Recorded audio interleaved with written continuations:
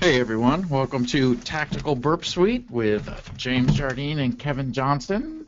Um, a little bit of a, what, that is our names, right? Yeah, I know. Okay. I'm trouble ripping a piece of paper off of a notepad. Kevin looking at me like I'm introducing the wrong people for the wrong webcast. Our tips and tricks with our favorite proxy, and of course that is Burp Suite. Hopefully some of you have seen it, probably used it, and so we plan on going through a couple of the ways that we use it. A little different than some of our other webcasts that we do, where we do like our ride-along pen testing. We got our advanced burp. We've got a couple other classes that we do in this format.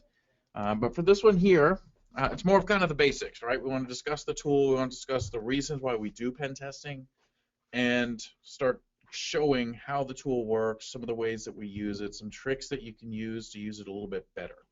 And as we talk about in the announcement for the webcast, we're going to be using an internal version of DVWA, Matildae, by the awesome Jeremy Druin.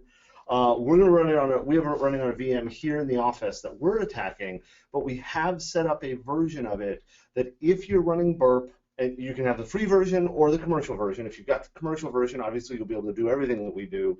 If you've only got the free version, there's a couple features that we'll be using today that won't work. We'll outline that as we're talking, but you guys can hit pvuln.professionallyevil.com. Now, please recognize that is an AWS instance that will only be running for the 2 hours that we're doing this webcast, and you'll be able to follow along during the webcast. Please be respectful, right? It is an instance that everybody else in the webcast is able to hit at the same time. So there's certain features like reset the database and do things like that we'd prefer you not to do. And setting beef hooks and setting beef hooks trying to attack other people on the webcast. We prefer you not to do that as well. Right. We will be turning that instance off at the end of the webcast, but if you've got Samurai WTF, which the 3.1 version should be out any day now. Justin said he was going to upload it a couple days ago. You can run Matildae is built into Samurai, or of course you can download Matildae and install it on a machine of your own. So it's not as if when the webcast is done, you'll be done being able to follow along. You just won't be able to use that pvuln.professionallyevil.com site. And we will point out that the version that you'll see on our screen is different than the version you'll see on your screen. Ooh, you're right, I forgot. So your version's a little bit newer than our version, but I don't think there should be too much issue. No, I think it should no. still be pretty much the same. Yeah, this is the big difference is, he adds vulnerabilities, he adds some documentation, stuff like that. But we'll walk through that. So I'm Kevin. I don't know, there's a slide, you can read it. I do quite a bit of things. I run Secure Ideas, and then of course James comes along behind me and fixes all the things I break. I speak all over the place. For example, I'm going to be out at San Diego next Friday, and then I'll be in Austin for B-Sides Austin and Hackformers, and then I think Princeton is after that. I'm actually teaching a web class out there, which is kind of cool. So see me around, stuff like that. I am a podcaster, but damn it, we haven't done a podcast. I know, we need to do one. I keep saying it. We always say that. I even promised one. Yeah, I know. I haven't done it yet. So if you're listening to this right now, please do us a favor. Send us topics you'd like to hear us talk about on the podcast, because I think that's the big issue. What the hell are we going to talk about? I'm an IONS faculty member, so if you ever come out to IONS events, I'm at a whole bunch of those, and pretty much that's it. And I'm James Jardine, Principal Security Consultant here at Secure Ideas, and as Kevin said, I usually follow along and fix all his problems. Or laugh at me as I'm doing stuff. That's why my slide comes second, so I can clean up after his mess. I'm an instructor, author of multiple courses that we do, mostly our courses here. We'll actually be doing our training down in Orlando in April, where we're running our web pen test class, so that'll be fun. We've also got tactical SecOps. We've got the MobiSec mobile pen testing course. And Deviant Olin will be down there doing physical security, lock picking, stuff like that. So if you haven't signed up for the April classes, we recommend it, but of course we're biased. Yep, that'll be a real good time down there. And as far as podcasting goes, I do a lot of it. You do not as much with the Secure Ideas one, just because all those other relies ones. on Kevin. But the other ones I'm on, the Down the Security Rabbit Hole, we do that every week. A new podcast comes out, as well as the DevelopSec podcast that I do, which isn't as frequent as every week, but much more frequent than the Professionally Evil Perspective that we do here at Secure Ideas. And I also blog a lot. This actually doesn't even include all the blogs that I blog on. But those are just two of the more probably popular ones that I'm including on. We need to update that to be .com.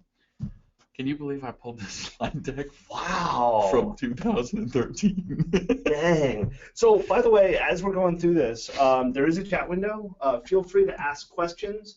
We'll try to pay attention and answer those questions as we're doing stuff, but I'm not going to promise anything. And if we don't, we'll catch up with the questions. But please don't hesitate. As a matter of fact, do you want to type the PVOL professional on there? I was going to put it. I was actually thinking, it would have been nice if we put that on the slide.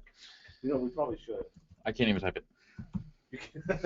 I can't. I just mistyped twice. You mistyped twice, did you say? 3 times now. Oh, dang. Oh, my goodness. We're really not good at this. Do you want me to do that? No. Where did I put my watch? All right, I'm typing in the chat room for everybody the address of the application. So hopefully that'll work. Now let me check to see if you typed it right. Ooh, you did. Like 5 times. Nice. I can't believe how poorly I just typed that. By the way, as you know, James and I don't do these webcasts very professionally, so you'll have to deal with us finding ourselves very funny. Really, you just get the evil side. Yeah, you'll just get the evil side. And we are waiting. We have somebody who says they can't hear anything. Can everybody else hear us? I saw the audio coming through the other room. Yes. Yeah. Okay, good. So the person who can't hear stuff, I'm really sorry. Go to training stinks. Not sure what the issue there is. But also, for everybody who is wondering, because even though I say it here and it's in the blog, we will get emails from people. We are recording this, and as long as, and by the way, we have 3 different machines recording this right now. So as long as at least one of those 3 machines makes it to the end. As long as nothing happens to this office. Right, yeah, we're good. We will be putting that recording online. You'll get an email probably next week. It takes us a little bit of time to go through it, make sure it's all right, and we'll upload it, and you'll get an email sharing it out with you for you to download it, that you can do that.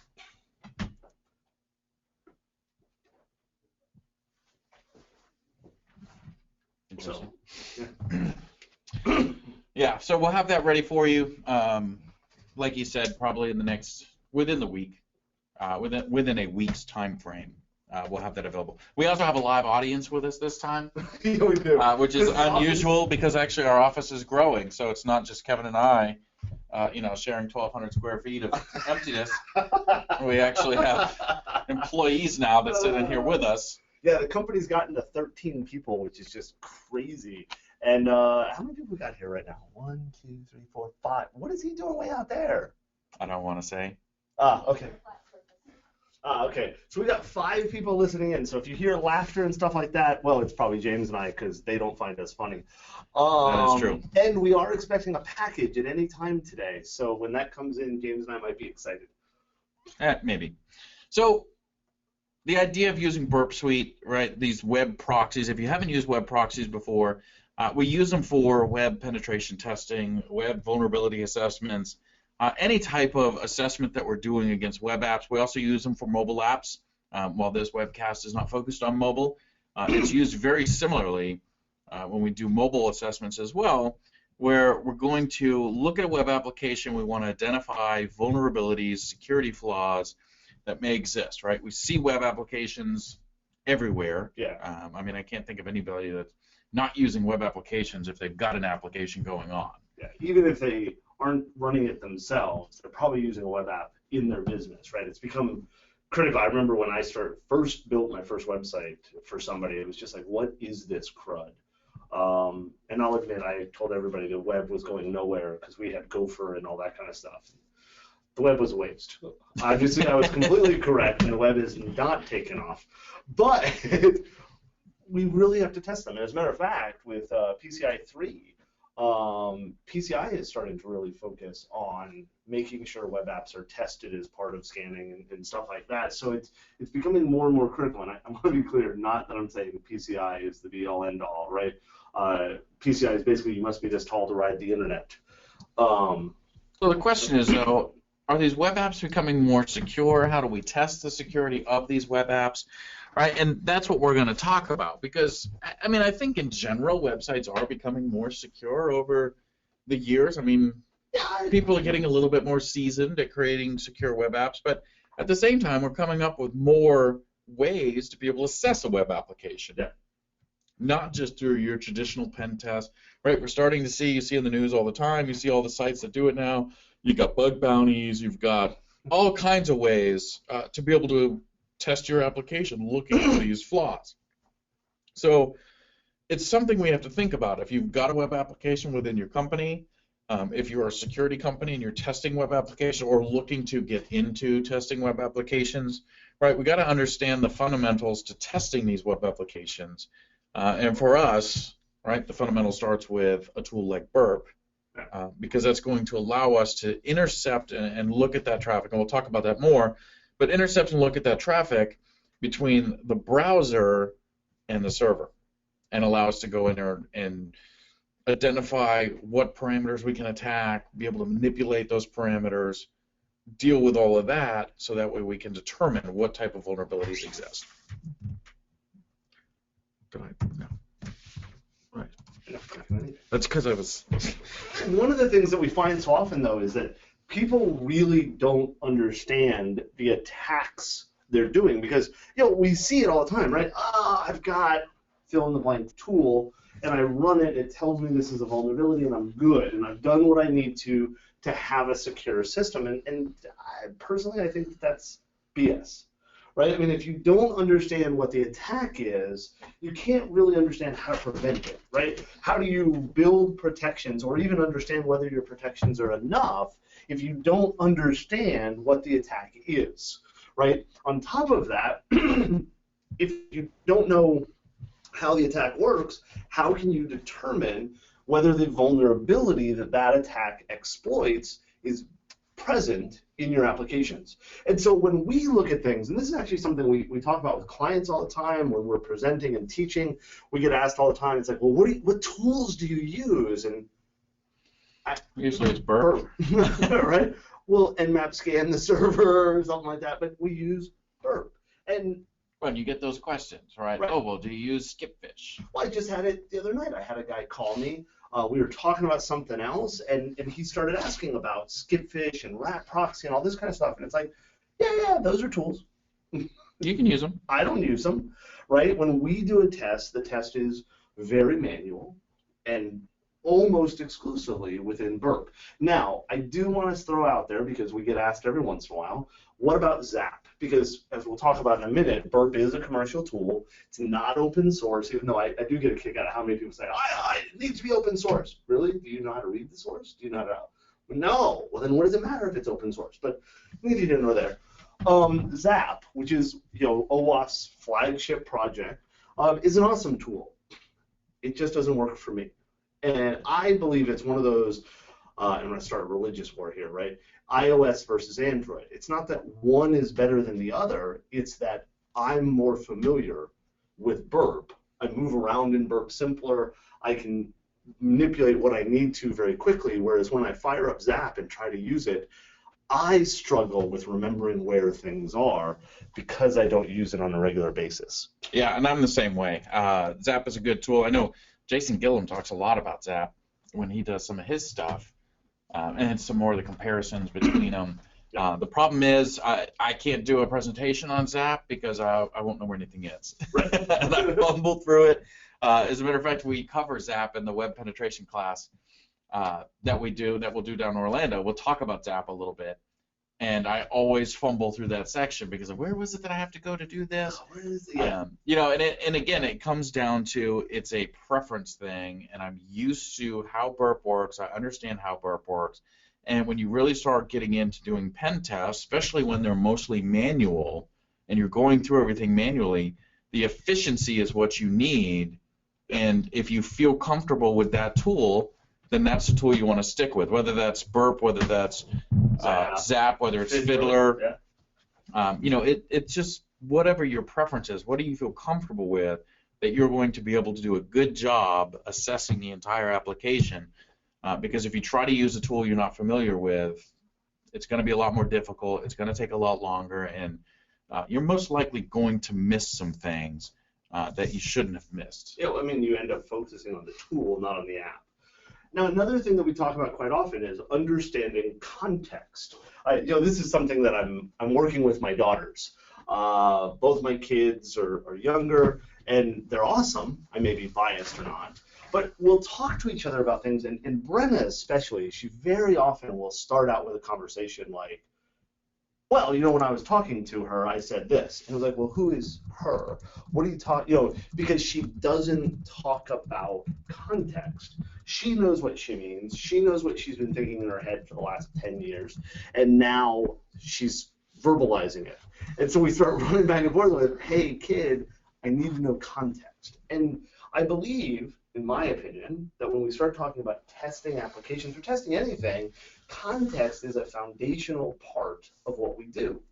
If we don't understand the context of the application or the context of the vulnerability or even the context of the exploit, how can we possibly understand what's going on with our test? How can we keep track of where things are, and how can we truly understand risk? Right, and that, especially around the application layer, understanding what type of application it is. Is it financial application? Is it health application? Something that might be serious in one type of application may not be that bad in another. A good example, we just had this conversation internally about an application where it was part of a SharePoint system, and the SharePoint application, exposed a way to look up users on the domain. And one person said, hey, that's username harvesting. I was like, well, yeah, from the definition of username harvesting, you're absolutely right. I can use that SharePoint system to harvest valid usernames inside the Active Directory domain. But it's a function of the SharePoint server that they have enabled, so it's really not a vulnerability. It may be a risk, right? Somebody could use that to attack the network, so you want to understand it from that point, but I wouldn't document it as a vulnerability inside the system that needed to be fixed, right? Because the context of what that application is doing.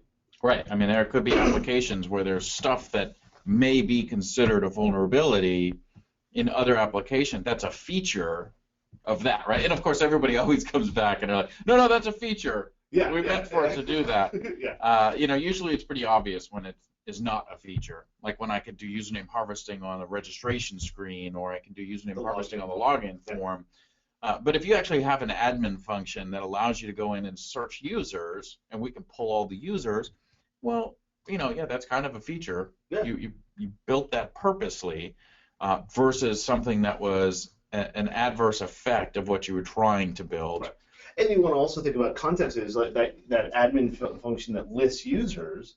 If I found a way to access that as a non-admin user, well, talking about the vulnerability, that is a vulnerability now, but it's not username harvesting, it's authorization bypass or something along those lines, because you're using a feature set of the app, but you're using it when you're not authorized. Right. So understanding that context of the user you're under, what the application is, what the vulnerabilities are that you're identifying, helps us to then gain not only what can we do with it, but what is the risk to the client. Right. And that's our goal, right, is to sort of understand what the risk to the client is so they can help prioritize and determine their course of action to correct these issues. Right. I went off the screen again. Yeah, I know. So just so you guys know, because I'm sure somebody has noticed that we're not in presenter mode, we're having trouble with multiple screens and go to training and PowerPoint. So when we go into presenter mode in PowerPoint, it goes to the wrong screen, and go to training is sharing a different screen, so we gave up on it. Nobody even noticed. Why'd you have to bring that up? Oh, they noticed. I'll guarantee you, somebody noticed. Like, why in the world are they doing that? Especially since every time you try to respond to a chat message, you move off of the PowerPoint so we can't move it forward. So, I do. Burp Suite. Burp. Something I can't do in life. It's unfortunate. Why is that? Really, I suffer from that. You suffer from not being able to burp. I suffer from not being able to burp. Is this is a actually violation that we're talking a about true ailment that I have. I cannot burp. This is exactly why I don't drink anything carbonated. But for my job, all I use is Burp Suite. It's quite interesting. So Burp Suite, right? It's actually, I mean, the reason why they call it Burp Suite and not just Burp Proxy is it's actually a suite of tools that are used during an assessment, right? And so you don't have just a web proxy for interception purposes, but you've got repeater, you've got intruder, you've got comparer, decoder, all these different tools that are embedded in there that you can use. And as we'll talk about when we get a little bit further in, there's also the extender feature where you can actually add more functionality into Burp that other people, some third party, have developed, one being our very own Jason Gillum with his CO2 extension. Our very own. Hey, well, I like that. Yeah, I like that. you know, his great CO2 extensions over here. So the reason I find that funny is neither James nor I, as we'll talk about when we get to that section, use extensions in Burp. We don't use the add-ons or anything else like that. It's funny, just recently I installed CO2 because I was doing a presentation. I wanted to show it to some people, but I don't use it. And it's nothing against the extensions. I find my usefulness in using the tool manually. So, but there are actually some really nice. Yeah, there are some really good extensions out there. Yeah. CO2's got a lot of good stuff in it. I'll tell you, CO2's ability to launch SQL Map is awesome. Now that he's got it working where it actually launches SQL Map, and he's got a new add-on. I don't know if he's released it yet. It's built into CO2 where it's under the covers. It's under the covers. Secret. Actually, he may have released it, so it may not be secret at all. Dang it. But it's the ability to actually, if you find a way to inject a laudanum script, it will inject it and communicate with Burp. So you actually get the laudanum shell inside the Burp interface instead of having to inject it and then go through the web interface to deal with it. Which is kind of cool. Very nice. So there are two different versions. There's a free version, and then there's the commercial version. And the commercial, to be blunt, it's only $2.99 a year per user, and he just announced that it won't go up this year, right? Yeah. So I mean, it's affordable if you think of some of the other security tools that exist out there. It's not a Metasploit Pro or Acunetics in price point. It's cheap enough that before I ran a company, I was able to convince my wife that it was worthwhile for me to spend that money personally to have a copy of Burp. And that's always my scale. Can I convince Denise to let me spend the money? The answer is yes. It's not that expensive. So there are some differences between them, obviously. And for most stuff, if you're just playing around, the free version will work just fine. Yeah, if you want to try it out and do stuff, like, for example, this webcast, the free version is fine. Right. But there are some nice features, and we'll look at them as we're going through. We'll point out which features are free and paid for when we actually open up the interface. But there are some nice features that are out there, like the scanner, search capabilities, some engagement tools that exist, and we'll look at those. Right. Just throttling that exists in the free version that's not in the paid version. So like intruder, very slow. Limited to one request per second versus, running multiple threads to rip through some requests. And keep in mind that it is a different jar file that you're downloading for the commercial version. And so what happens is he releases the first free version. So what is it? 1.6. Why am I blanking on the version number that's out right now? 1.6.11.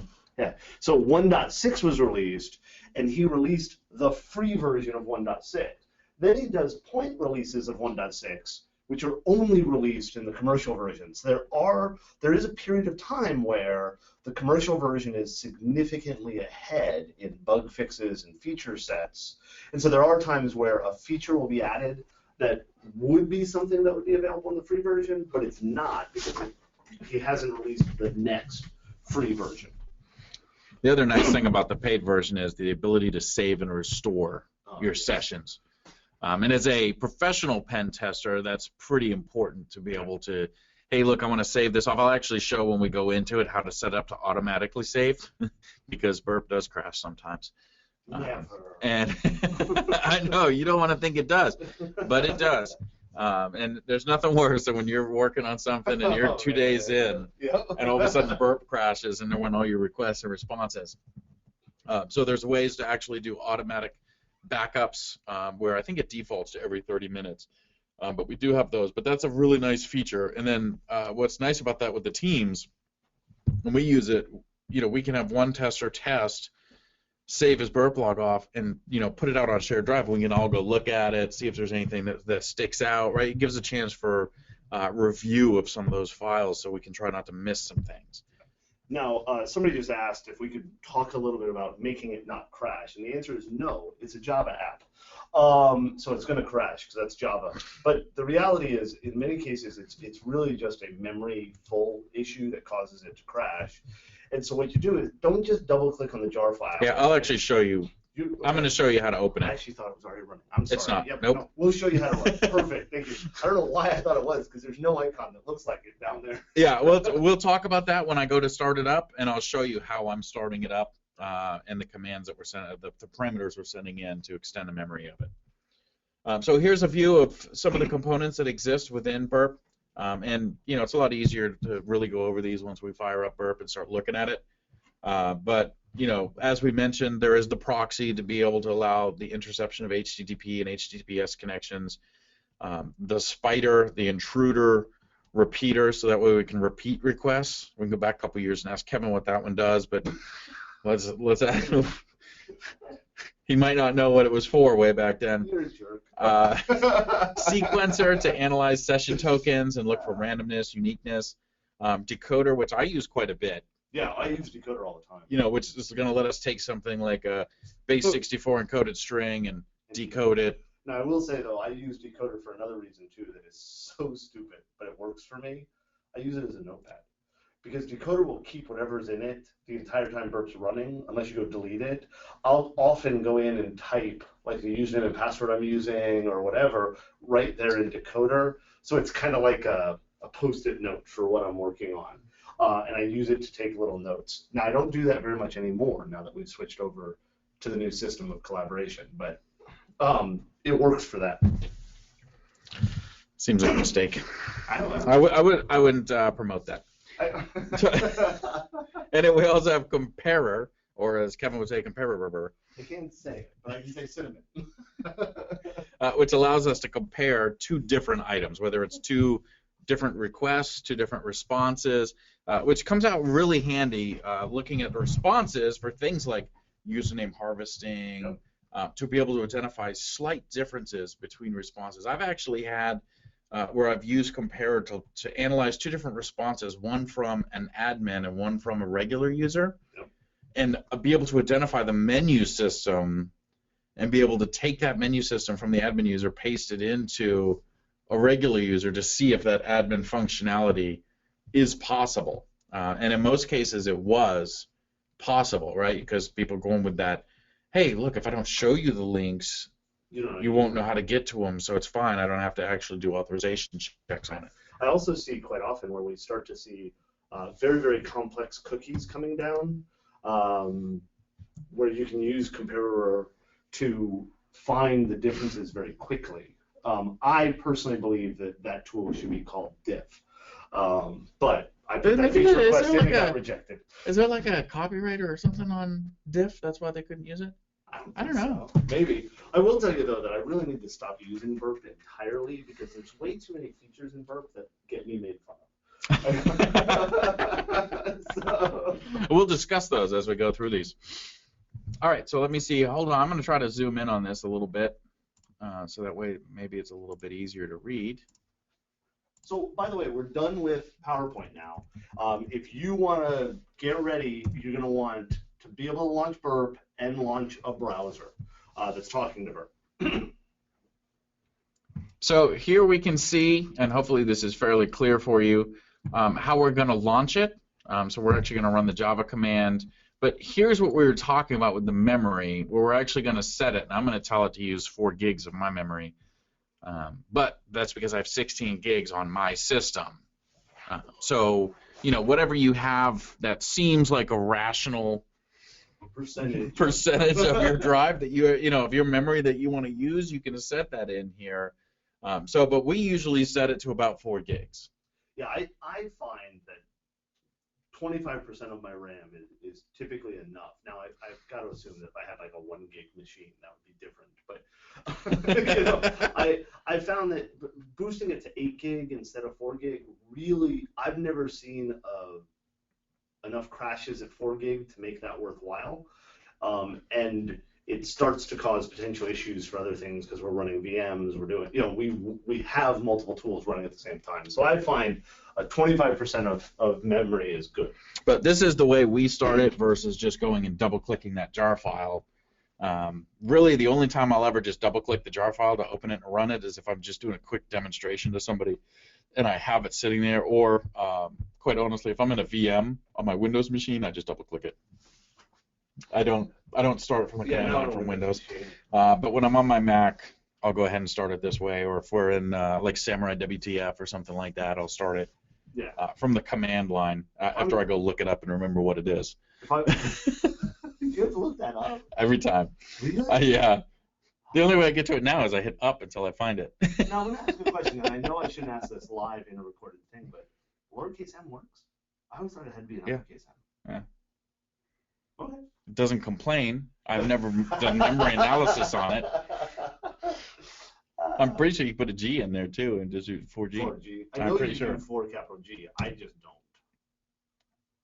So then we hit enter. It'll fire up again. This is the latest version of the commercial, so it's .11. And it will go out. The new version. I don't know if the free version does it, but the commercial version does go out and say there is an update available. Would you like to download that now or not? Right, so it will tell you, but for some reason, even though it automatically tells you, every single time a new version comes out, pretty much everybody in the company notifies you and I that there's a new version. Yeah. People post on Twitter all over the place. But I guess they think they signed up for something special, that they get a message box that says, hey, new version's out. We don't get that. So when you first start up, there's nothing really exciting that happens when it first fires up. I mean, we got no data in here. So yeah, we can look at the tool. We can look at the different tabs. One of the first things you'll notice if you've just installed Burp, by default, it'll say intercept is on the proxy tab. So what we see a lot of times is the first time people use this, they'll fire it up, they'll fire up Firefox, they'll go to their site, and their site just sits there spinning. And they sit and watch it. I do it too. I was just like, because I'm on my Windows machine for this test this week. Right. I sit there every time I fire it up. I forget because I don't go in and change it because I'm only testing for a week, whatever. No. And sure enough, I'm like, what's taking so long? And then I go look at Burp, and sure enough, it's like, hey, we're intercepting this request. Do you want to continue? And we can show you what that looks like when we do it. So I'll actually show you. I'll turn it on. So this is what it looks like by default when we start it up. And you can see there's some other options that we have under here. We can see where our history is. And I'll actually go through these a little bit more once we fire up Firefox here. So here's my Firefox. Now I'm running Foxy Proxy. So this allows me to easily, it's just an add-on for Firefox. You can also get it for Chrome.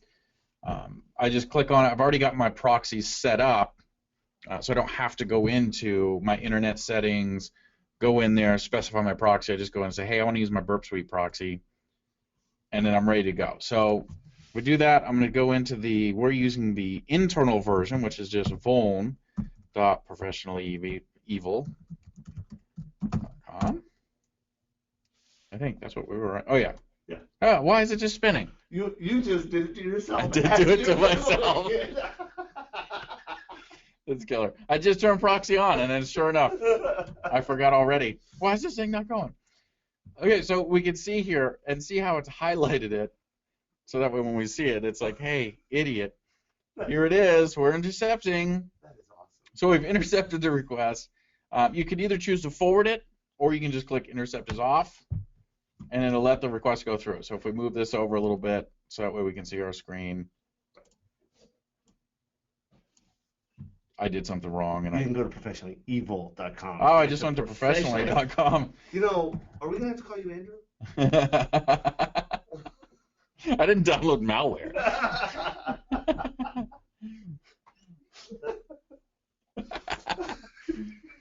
So now that we've actually shown up here, I spend most of my time in this history tab. Okay. And we'll talk about the history tab in a little bit more, but you can just see here real quick that we can see all the information, all the requests that are being made. And I actually have some hidden, so let me show that real quick.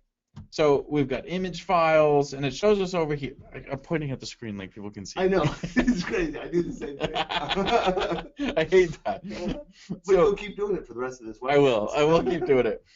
You can see the extension over here, the MIME type, so we can see what type of file it is. But we're starting to see all the requests that were made just to load that one. This page, right? So it's not just a request to professionalevil.com, right? It's a request for all the resources, the images, the style sheets, the JavaScript, right? Everything we're seeing go through that request. And if you intercept the request, before you forward it or turn off interception, you can actually edit that request. And you'll notice there's a column there. I just pointed. There's a column there that says edited. And if you had edited, I feel dumb saying edited 27 times. But if you had edited it before you forwarded it, it would have a checkbox there to signify that. So you could quickly go through and sort by things that you modified. Now, typically in a web pen test, we don't use interception very often. The only time that I can think of that happens at any regular basis is when you've got an application that maybe has a anti-replay protection that's working pretty significantly, or some other type of control that won't let you repeat a request. Well, in a case like that, we would intercept it, do our modifications and stuff, and then forward it.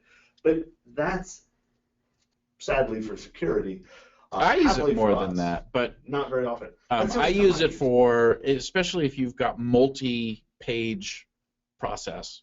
So you've got, there's multiple steps to the request that you're doing. Also, I'm a big fan of seeing my cross-site scripting work. And so oftentimes, right, and we'll show you how to do it in Repeater, but that doesn't show me it works. So oftentimes, once I get it working in Repeater, I'll intercept the request, change it, and then send it through so that way I can see it actually pop up in my browser. And to be clear, what he means by works is that pop-up. As far as me showing those CSS files, so this bar up here that just looks like a title, if you click it, it's actually a giant button, and we can go in here and tell it what we want to filter out. So before I had CSS off, so I enabled the CSS. Now, it's still recording all of that, it's just not showing it, right? So I can go in there, even if I had all these turned off, I can surf through my site, it'll record all of it, it won't show my history until I go turn it on, but the ones that I saw while it was off are still there. They're just filtered out. Usually when we start a test, we'll have all these enabled, so that way we can see what's out there. And one of the biggest reasons I do it, and you might wonder, well, why do I want to see images, or why do I want to see CSS? But it's those areas where they're dynamically loading images or CSS, right? Where so you see maybe in the parameters here, these are all .png, but what if there was a query string value that ran across here that said image ID equals and then some value, right? Now we're starting to not pull a static file, maybe we're pulling from a database, right? It's a new spot where we might attack. So that's one of the bigger reasons we'll turn everything on, to be able to see that, and so we don't miss any requests. One of the places I see a lot of people miss requests is they'll turn JavaScript off. Like, I don't need to see the JavaScript files. Yeah. Whoop-de-doo. And then they forget that JSON falls under JavaScript, and they don't see any of the JSON requests. And personally, I think that during the mapping phase, as we're figuring out what the thing does, you shouldn't filter anything, because you want to see what the app is doing. Then as you start trying to find vulnerabilities, turning things off just to unclutter it, that makes sense. So I spend most of my time in this tab, unless I'm sending stuff out to Repeater, Intruder, Compare, right? Unless I'm sending to other tools, I spend time over here. But before we focus more on this, because we do spend all our time here, the Target tab over here on the left, this is another good tab. I don't use it as much, but what it does is this actually pulls out a list of all the domains that have been seen by Burp from the requests that you've already sent up and the responses that came back. So as we can see, there's some that are black, there are some that are gray. The black ones are ones that have actually been visited. Yeah, there's a request and a response Right. to something in that domain. Whereas the gray ones, right, I've seen a reference to that. So maybe at the bottom of the page, there's this site was designed by professionallyevil.com, right? And so there was no request to professionallyevil.com, but Burp saw a link to professionallyevil.com. And what's nice about this is we go in here, all right, I'm going to find my professionallyevil.com, I expand it down, and now I can start to see how much of the site, from Burp's perspective, have I touched? Which I usually do this more near the end of an assessment or the end of my mapping phase, really, to see, okay, I feel like I've clicked on all the menu items, I've gone through all these different things. Are there any pages that are still gray? Why haven't I got to those? Maybe there's an edit page that there's a reference to it, but there's no link on the screen for it, and so I never got to go to it. But I go see it here, and then I go straight to it, and then I find out that that page is open. It was admin functionality only, or something like that. So that's the biggest reason why I use the target tab, is to be able to really go in and see how much coverage did I actually get of the site from what Burp saw coming back and forth. And it's got the request and response. The downside to target tab is it doesn't put them in any order that's going to help you out. Unless there's a specific page you're trying to compare. Like if you're trying to look at all the login pages, then maybe you come in here and you'll actually look for the login page and be able to get them all right over here and compare them more quickly. But quite honestly, we do that all over in Proxy. The other tab over here is the Scope tab. And Scope is useful, especially if you're going to do something like the automated scanner, the Spider. Any of those tools use the Scope. The automated system, right, is what Scope is useful for. We're going to use those, and what we do is we go in there and we can say, okay, my scope is going to be, and here, let's add this right here, vuln.professionallyevil.com. We can say add to scope. If I right-click on that, I get a menu, add to scope. Now we go over to the scope, and here we are. We've got it added. So that is now what we would consider our scope. So if we were to run the Spider, it would stay within the constraints of this domain, right, of the scope that we have set. Same thing with the active scanner. Because obviously we don't want to kick off an active scanner and have it just go scan out there and it finds a link to, we've got tons of links in here. javascript.nwbox.com, and all of a sudden say, hey, let me go start scanning over there and start pulling requests and sending scans over there. Right? We don't want that. We want it to stay within the site that we have permission, put air quotes around that, permission to test, right? We have a contract that says, hey, you're allowed to test this site. Why do we put air quotes around permission? Because we're not security researchers. That would assume that meant we didn't need air quotes. That no, we do. Researchers need air quotes. I don't know. Somebody needs them. But so that's what the scoping tab is good for. All right, so back to the proxy, right? We've got, we went over the intercept. So history is where we spend most of our time. If you do have a site with WebSockets, then you can go into the WebSockets history and you'll see it just like you see it in the HTTP history. The downfall to the WebSockets is you can't resend those requests or really do anything to those requests. You can intercept them, yeah, but you can't like replay them later on like you can a regular request. And we'll show how we do that. And then, of course, you also have the ability to go into the options here, and you can actually set up which interceptions you do. You can actually do modifications with the match and replace, which is further down. Yeah, if you have issues while we're right here with the intercept client requests, intercept server responses, if for some reason you're not intercepting and you think you should be, go there. Check here, because if either of these boxes are unchecked, doesn't matter what that button does. Right, doesn't matter what your button says. And these take precedence. So Samurai ships with Burp with intercept turned off here. Right. There. Yeah, so if you're using Samurai and you're having issues, come here first and make sure you're checking these boxes.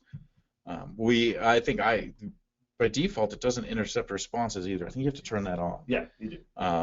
Even if you're not on Samurai, just when you download the tool, you have to turn it on. Yeah, and what you have to do is it will intercept responses from something you intercepted, but it won't for other things, right? So you have to go in and check the rules there. Yeah. You can also do the match and replace, right? Where you can actually say, hey, if I see this in the response, or this in the request, or this in the header, or the body, or whatever, you can actually say, change it to this. And an example of this is, I've actually run tests where I'm testing in a QA department, a QA instance, but the developer has messed up and they have links over to prod. Well, I don't want to accidentally move into prod, right? And so I will actually set Burp up to detect the request saying prod and change it to QA or staging. Now, to be very clear, I only do that after talking to my client, because what I don't want to run into is a situation where not only are the requests going to a prod server, but when they deployed this to QA, they forgot to change like the database they're connecting to or the back-end system that I can't see at all. So they're actually connecting to a production back-end system, even though I'm hitting a QA or staging environment. And so I'll reach out to them and say, hey, look, I'm seeing some links out to prod. Is that bad? And I'll walk through it with them. And then if they say, yeah, it's okay, but we're not able to fix it right now, I'll use Burp to do that. Another example of a way to play with this is there are some vulnerabilities that exist where a page will do a redirection, but the backend, the programming, the application layer will still process the rest of the application. A very good vulnerability of this was in Base, which was a web interface for Snort, and the guy who was responsible for that project is a jerk. And when I built the authentication system for that, because I'm that jerk, in the PHP code, I said, hey, are you authorized to be here? And if the answer was no, I sent back a location header to redirect you. But I forgot to put in the PHP die command so that it would stop processing the PHP code. So you would get a 302 response code, and you would get a location header redirecting you to the login page, but you would also get the contents of the page. So you would have access to it anyways. So you could actually go into here with the match and replace that 302 with a 200 and replace the location header with nothing, and you could browse through Burp the entire base install, interact with all the functionality, do everything you wanted after doing that simple rule set here in match and replace. Yeah, another area that I use it most commonly is this if modified sense and if none match request headers that go up. Yep. I usually kill those. Yeah, because I don't want a cached copy. Yeah, because I hate going back into my history over here, and I'll look through and you'll see a whole bunch of like 304s or something. You're like, oh my goodness, because you're trying to actually look at that JavaScript file. Yeah, but it's and you're trying to find the one that you actually pulled down, because every other request for it's like, no, you got it, we're good.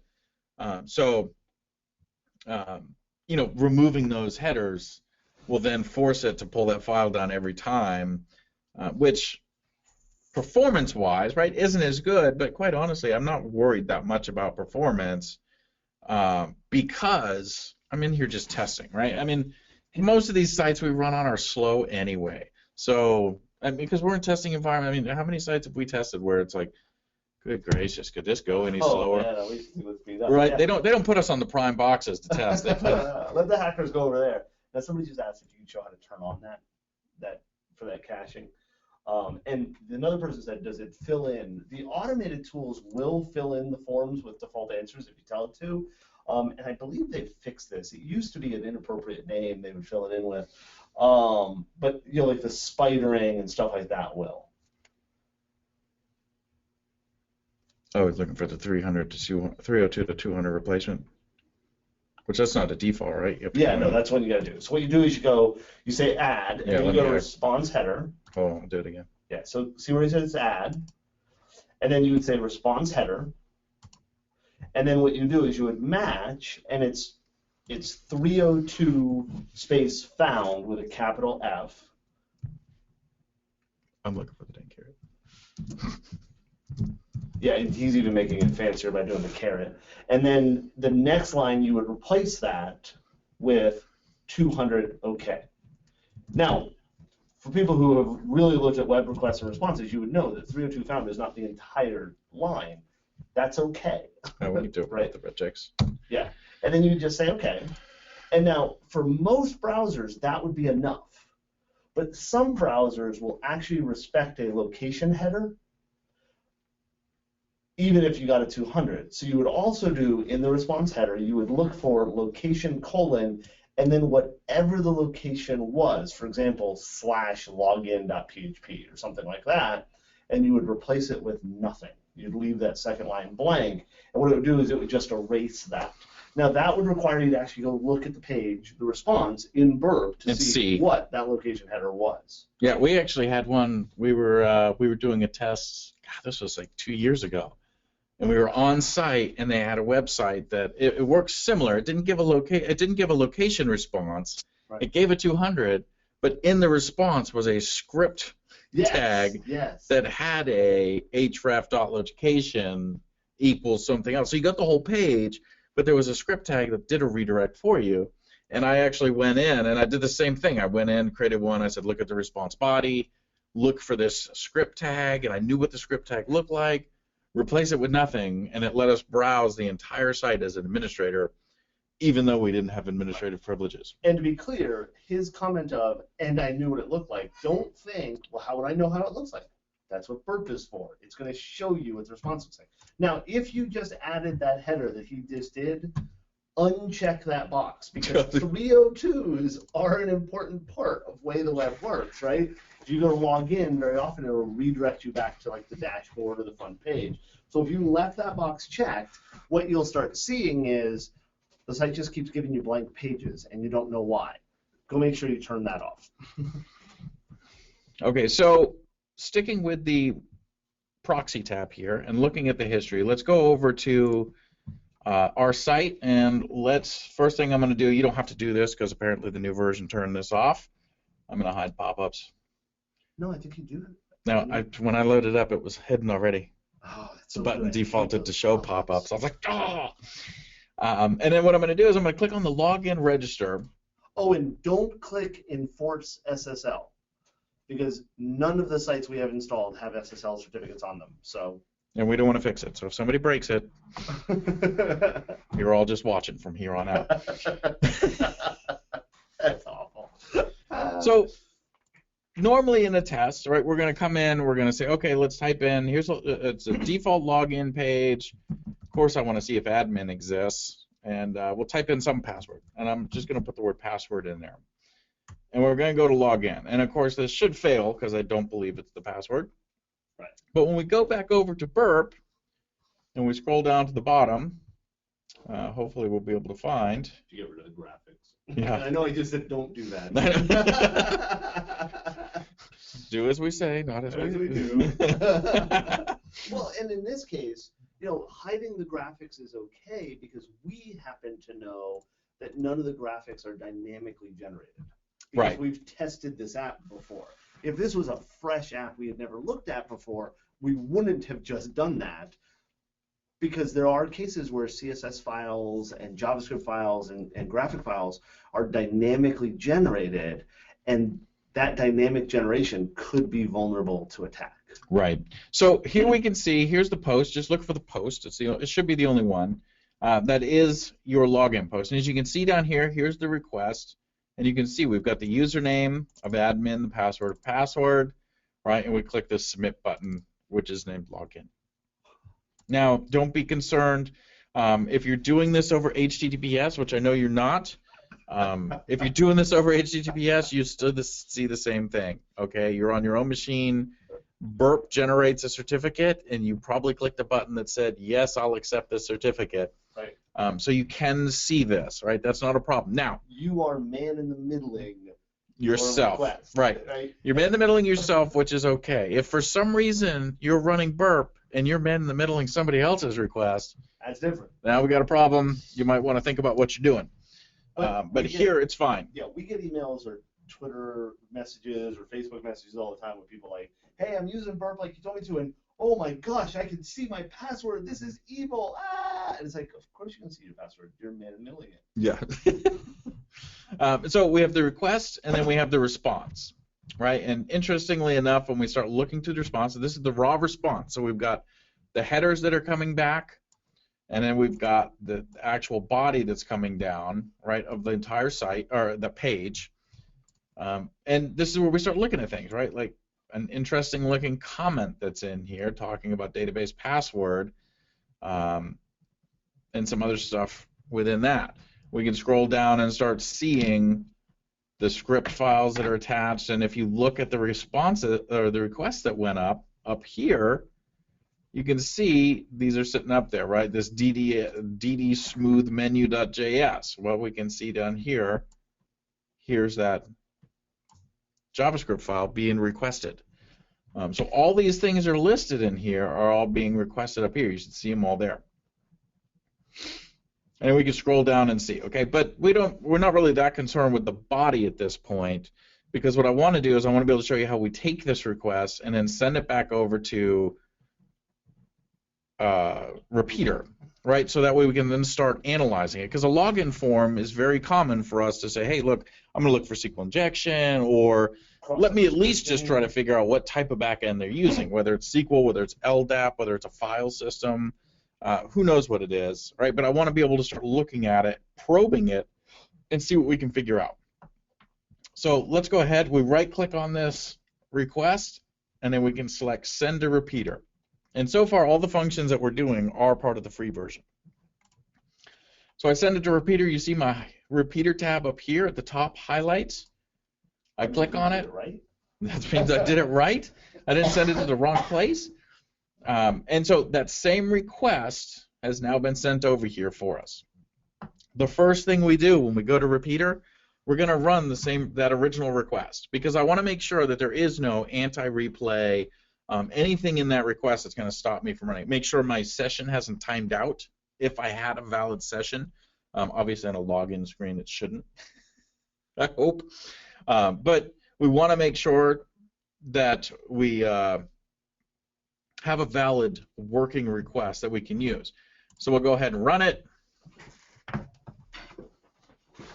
Then what we're going to do, they might have removed that comment. I see somebody said the internet-facing site doesn't show the comment. They did, because it was breaking the render tab in some things. Yeah, so this comment actually, like if I click render. Well, in this case it's okay. If there was another place where it was renders, but no, so I thought it was doing it here though too, because it was before HTML. Well, it wasn't showing you the render tab. Oh, that's right. No render tab at all. So here we see our response. So now we can start playing with this, and this is the whole idea of Repeater, is I can now start saying, all right, you know what, I want to try something different. So let me throw another password in there, your password, right? And this is just something simple. It's no big deal. I just want to make sure, yeah, okay, I can test this. But what if we suspect that it's SQL injection? Well, the first thing we try with SQL injection, let's throw a single quote in there. So I drop a single quote in. Just for the people who can't see the video screen, James is always very melodramatic as he presses that single quote when he's presenting. I like the whole way you did it was like. It was. It was kind of melodramatic. I like that. So I'm going to put the single quote in, and we're going to go ahead and run that. Well, now we see on our response is different. Now we're seeing an error message. Failure is always an option. You have an error in your SQL syntax. Let's see if render tab will show us this cleaner. How beautiful is that? That actually is pretty beautiful. Yeah. It was actually funny. We were doing a thing when we were in Vegas a few years ago, and I was demonstrating this exact same thing, and I was trying to show something. And somebody was like, hey, do you use the render tab? And I was like, yeah, not really. I mean, once in a while I'll click it, but normally I look at the HTML. It comes in handy when your HTML is, 5 gigs. But in most cases, you can scan the HTML pretty quick and see what it is. Yep. That's what he said. And yeah, I'm like, nah, you can see it. And I'm like, why is this not working? I'm supposed to be dumping etsy password, and it wasn't dumping. So then I go and I click the render tab, and sure enough, it pops right up in front of me. Hey, here's your etsy password file. Like, the one time I say I don't use the render tab, and sure enough, bites me. And I was happily there in Vegas when he did that. Admin password is not the valid admin and password, so it should accept it, but it won't log you in. Right. Also, keep in mind, you can register for an account on the system. Right? But we're going to show you how to get through there without using Not a password. the password, right? Because we're going to look for SQL injection, and that's what we just saw here. This error message that we're seeing over here is telling us, hey, we've got a SQL problem, which leads us straight into, hey, this is probably SQL injection. Let's start monkeying around with this and see if there's a way that we can actually log in with this. So as we start learning more about SQL injection, and there's multiple ways we could do this. I mean, at this point right here, I could drop out and send it to SQL Map and let it do its thing. Yep. But what fun is that for a demo? So we're going to sit here. Well, we were demoing SQL Map. It'd be awesome. I guess. So what I'm going to do is, here, let's try doing or 1 equals 1, and then the pound symbol, the hashtag. I don't even know what you call this. It's got so many names. I don't understand. But it's also a pound symbol. It's the tic-tac-toe screen. Ooh, the tic-tac-toe. I like it. You can put the tic-tac-toe in. And for the people who aren't sure, because I know most of you have probably heard tick or 1 equals 1 dash dash. And why he's not using a dash dash is because he knows it's a MySQL backend. How do I know that? Because it says MySQL server version. Right? We always want to encourage that when you look at these error messages, you read them. Take it as fact for a little bit, right? I mean, it's like trusting somebody walking down the street, right? Just let's go ahead and assume they're right until we prove them wrong. Right. Because there are times I had a customer, oh man, I think security has been in business 2 weeks, and we landed this customer right type of thing, and I'm doing the test, and damn it, I've got SQL injection. I know I've got SQL injection because I can change the error message to exactly what I would expect the error message to be. I can get data out, but I can't do any of the cool advanced attacks, right? And so I'm on a status call with the client, and I say to the client, yeah, I found SQL injection, and I can get, but they wanted me to get past the database into the internal network and all this kind of stuff. And I'm like, yeah, I can't get some of these advanced attacks to work. I'm still working on it. I've been working on it for maybe an hour, right? Like to get to that point, and not an hour of the whole test. I mean, like I've been fiddle farting around with this injection for about an hour, and the guy goes, and I said, I just can't get anything to run in your Oracle database. And the guy goes, well, we don't have an Oracle database. And I'm like, yeah, you do, which is not the right answer, by the way. And so we start talking, and he's like, Kevin, as far as I know, we're not using Oracle, blah, blah. Let me get the developer. And they get a conference call in with their developer, and the developer comes on, and I start talking, and I mention the Oracle database, and I hear, yes, it worked. And I knew, right? Like, okay, what the hell did you do? Right? And basically, this developer, to protect against SQL injection, and I hope you recognize by me telling you this, it failed.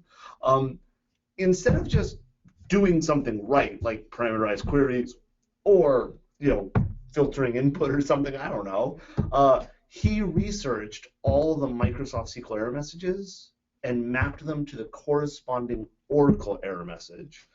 And he caught the error inside his application and then converted it to the Oracle error. So if I triggered this error in Microsoft SQL, I got this error from Oracle, and his idea was it would prevent me from figuring out it was SQL injectable because I wouldn't know it was Oracle. Now, of course, like I said, I'd already verified it was SQL injectable. I'd already gotten data, which should be bad enough, and it was just a matter of time for me to start validating whether the error messages were correct. The guy wasted a lot of his own time.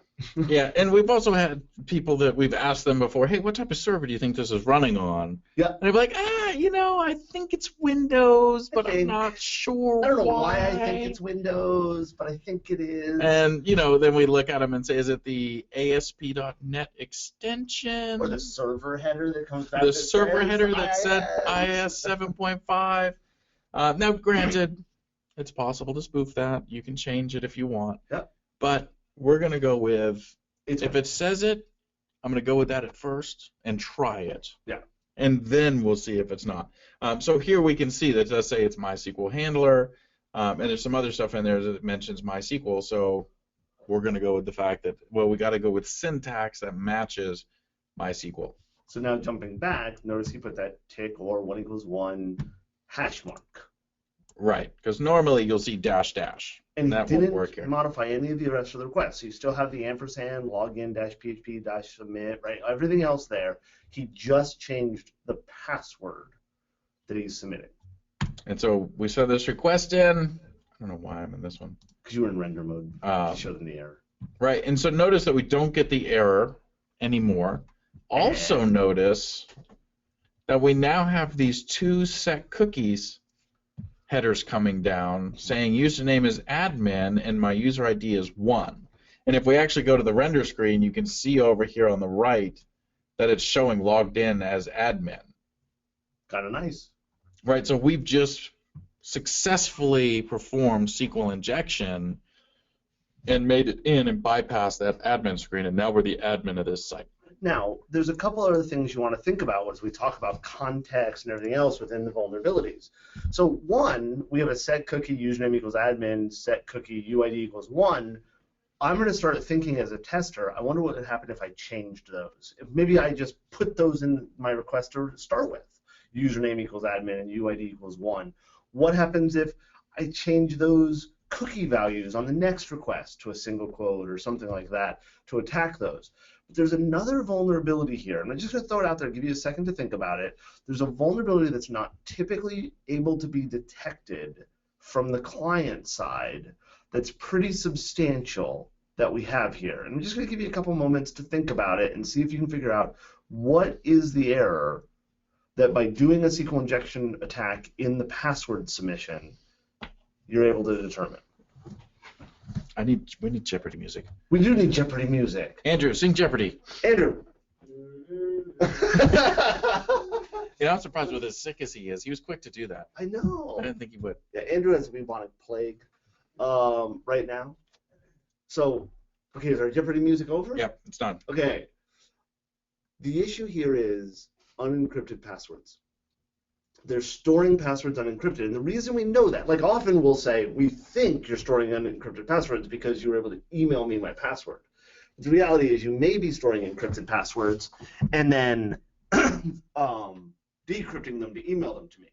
In this case, we know they're unencrypted because if you were encrypting the value before you compared them, or hashing it, the SQL injection wouldn't work because you would have munged up the payload. Because the SQL injection works, you are comparing my password in what I submitted as a password in the SQL query. That's beautiful. It is beautiful, isn't it? So we can actually look at this as he was talking about the username equals admin, UID equals 1. Well, let's just copy that for a second. And I'll copy it. If I go back out to the web page and I refresh this login, or if I just go back to the default, let me get rid of page equals login.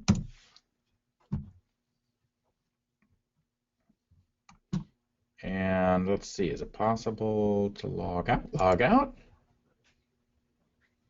Something we might try, right? Let's say we were going to go try to hit one of the pages, or I'm going to hit the login page. Actually, let me just hit this page again. But I'm going to turn on my intercept. Right? This is maybe a spot where we might want to throw intercept on. So I turned intercept on. I'm going to intercept the request, and I'm going to say, okay, I want to go just to the default page. Would you? I can't control this thing. I can't control it.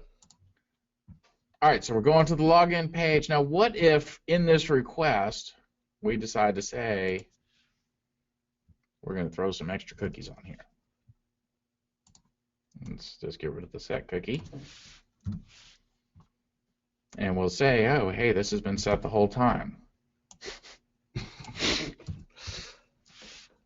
Right, we separate them by our semicolons, and now we've got some extra cookies, right? That user admin and the UID.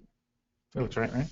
Well, it's not highlighting in the blue and red But that's correctly. exactly Sometimes you go, why? Oh, yeah, you're right. Yeah, it's good. All right, so then we say intercept off. We request this page. Oh, it didn't log me in. Not logged in. I was kind of hoping it would, but You've never tried this. I have never tried it. No. You just tried something and acted as if you knew it would work. No, I didn't act if I knew it would work. I said we're going to try it. Work. I said, as a pen tester, this is something you would try. Okay, I'll accept that. And if anybody out there doesn't do pen testing, guess what? This is what a lot of pen testing is. Failing. That's right? so wrong. Okay, so that didn't work, but that's okay. But that's what we were doing, right? I mean, when we're going through this stuff, we're identifying things like this, and we see things like that, and we say, hey, let me see if I can just set these cookies without doing any type of session on the back end, without doing anything else on the background. What if I set this cookie value and see what happens?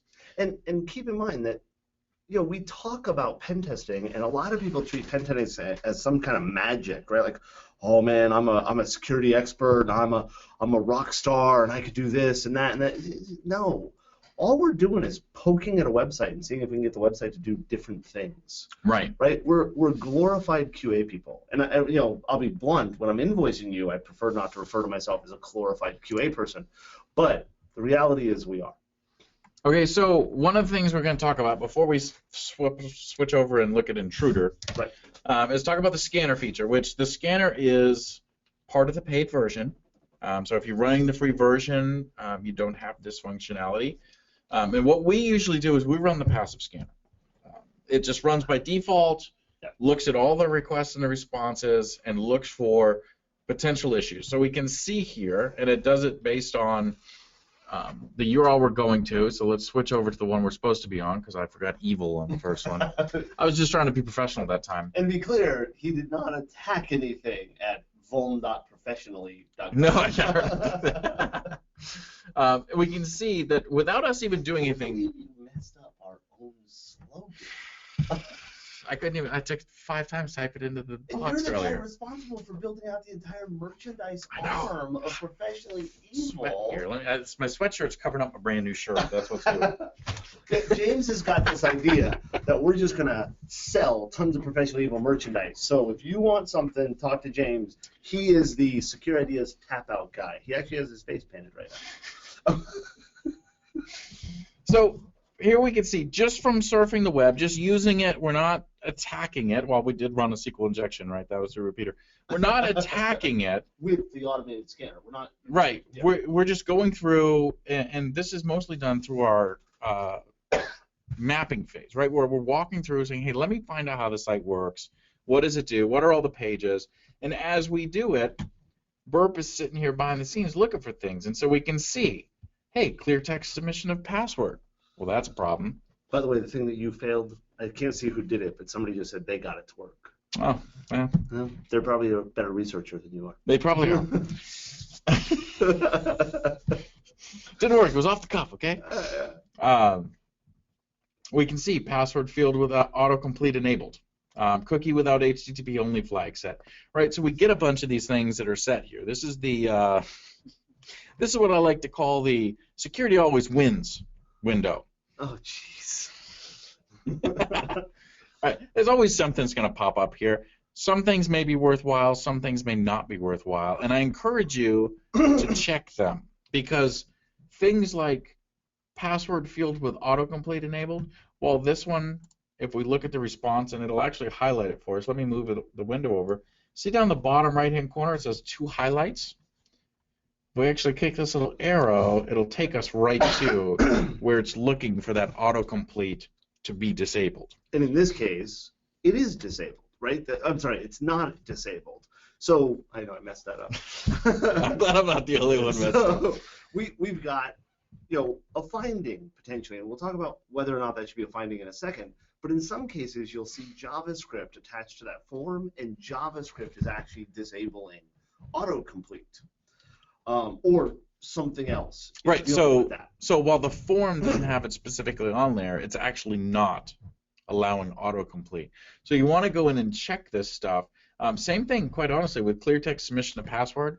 I've seen those before where they're using JavaScript to set the form. Yep. And so Burp sees it without the protection, but it's actually doing it. And so what we can do, which is kind of neat, is we can go up here into this and say, okay, yeah, you know what? We are sending it properly. We found JavaScript. We're good. We can right-click on this. If we had. Right, if we had, right? Obviously, in this case, it's not. It's actually sending it clear. We can come in here and set the severity level and change it. And, right now it's a high, but you say, you know what, this is a false positive. I can come in here. I can mark it as a false positive. Right. And the reason you want to do that, instead of, some people will go in and delete things. I'm not sure if you still can, but some people would go in, you used to be able to, Yeah, okay, you can delete the selected issue. The problem is the next time Burp sees that page, it's going to report it again, right? So by setting it as a false positive or as an information or something like that, you retain the finding, but you don't have to deal anymore with having that out there. Now, And when you have a whole bunch of them, Yeah. like sometimes there'll be 50 pages that have something. Yep. And maybe one of them's worth something and the rest not. Or, you're going through and there's 3 of them. And then later on you go back and look and there's 5 of them. And you're like, which 3 did I already look at? Going in and marking them off and saying, nah, I'm good with this one. Let's clear it off makes it easier to track what you're doing and you don't waste your time. Yeah. And remember that you've got the severity, but you also have the certainty, right? Or confidence. Call that confidence. Yeah, whatever. The first one's certain. I don't know where I got certainty though.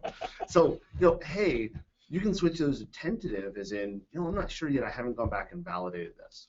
Now, this is the passive scanner, and there's one setting before we start talking about the active scanner I'd like to show you real quick. In the options, if you scroll all the way down, notice we're in the options of the scanner tab, not the options tab for the entire thing. If you scroll all the way down, see where it says static code analysis? Now, I want to be clear. We're talking client-side static code analysis. Burp doesn't somehow magically reach out to the server and grab the PHP or the Java or the .NET source and pull it down and do static code analysis. What it's doing is it's looking at the JavaScript and client-side executables that are coming down and doing static analysis on them.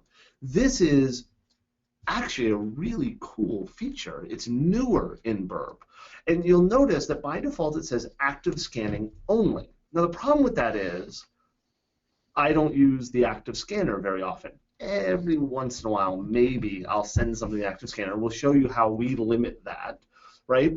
I switch it to active and passive scanning. Now, the reason they default to active scanning only is because this does take significant amounts of memory depending on the amount of client-side code you push down from the application. So what you could run into is you could have a very, very client-side heavy app and Burp could run out of memory because it's trying to do that static code analysis.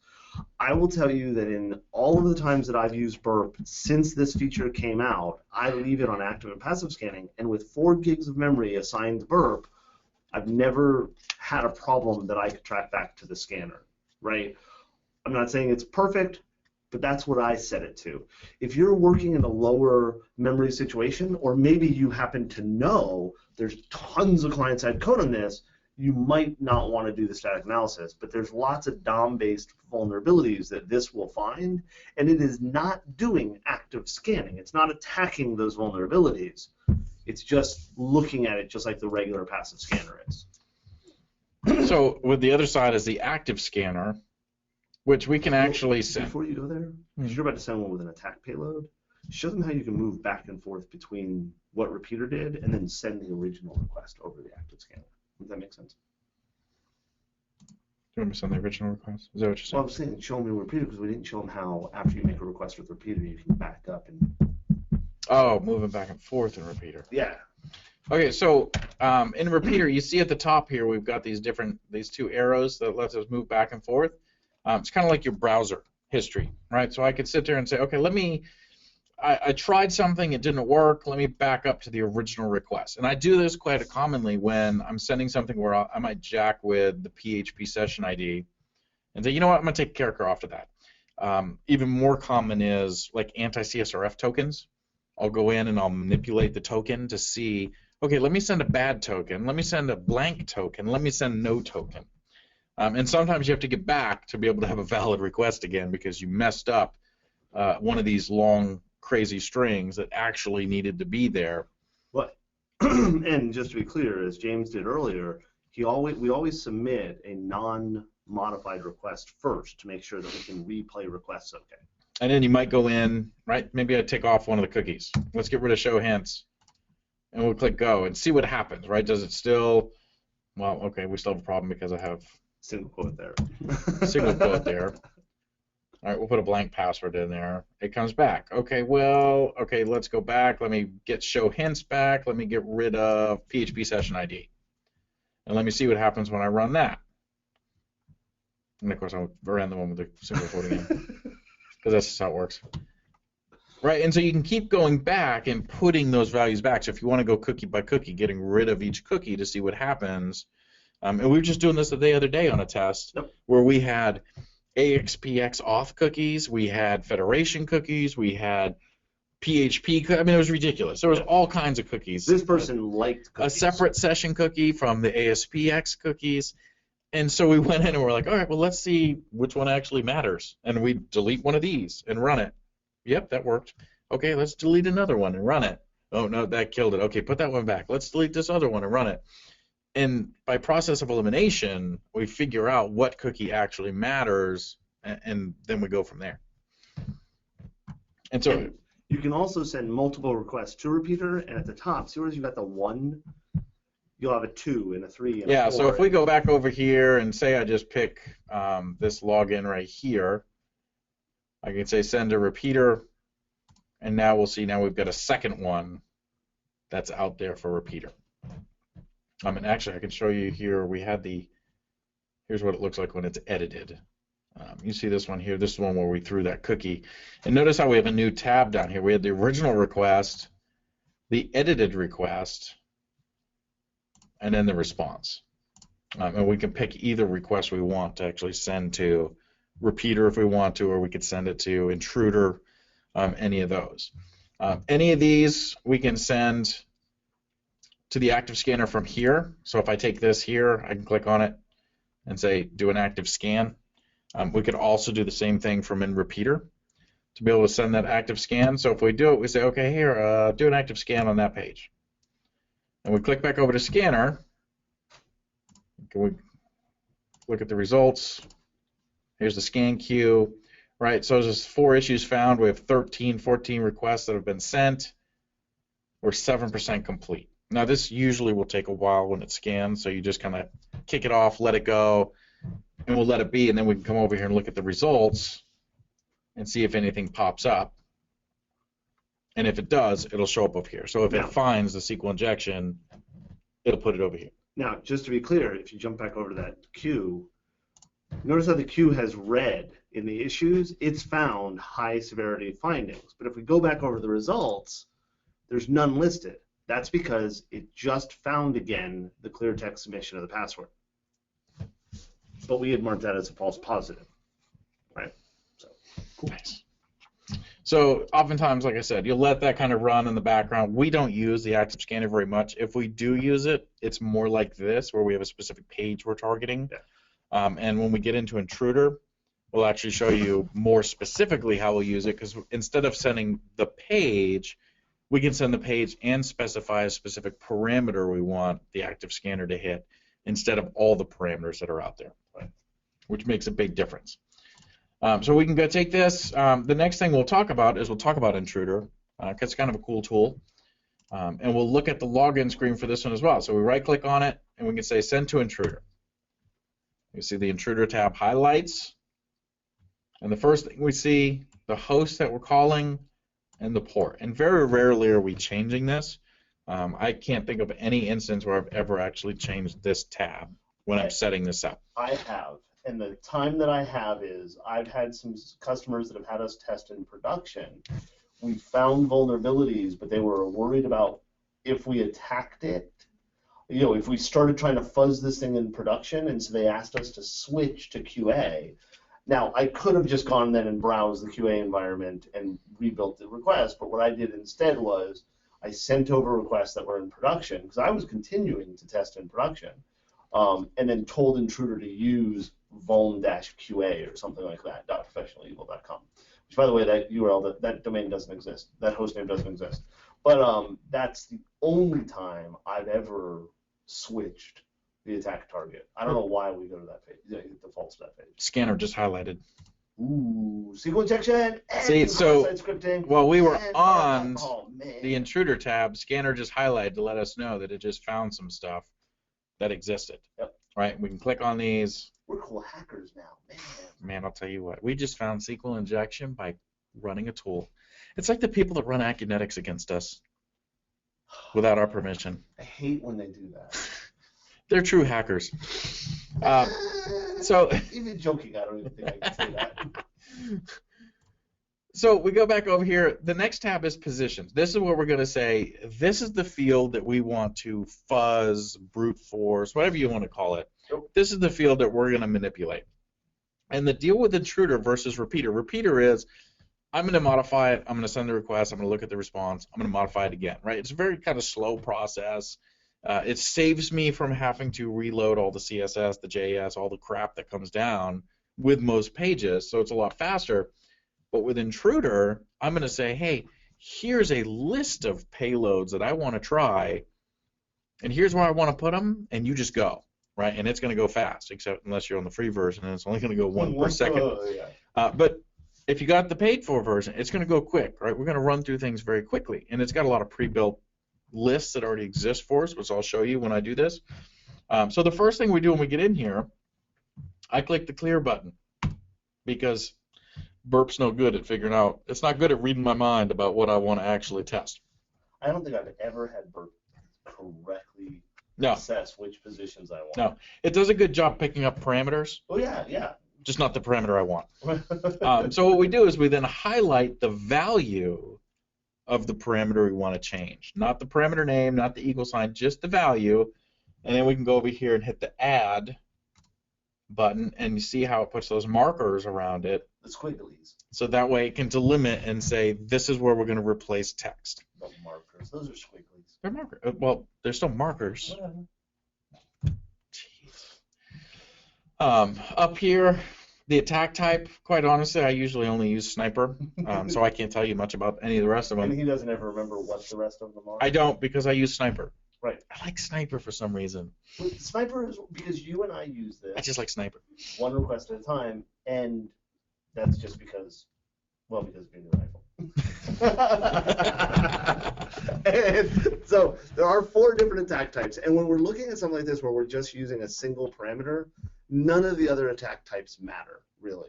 And you're absolutely right. We use the sniper attack type almost exclusively. Yeah. I can only think of a couple. The other times, so battering ram, pitchfork, and cluster bomb are where you're selecting multiple parameters. So if we had not cleared everything and we wanted to test those, there's different things you can do. So battering ram, what it will do is it'll take every single parameter you ask for to test, and it'll put the exact same value in it, like a battering ram. It just throw stuff at it.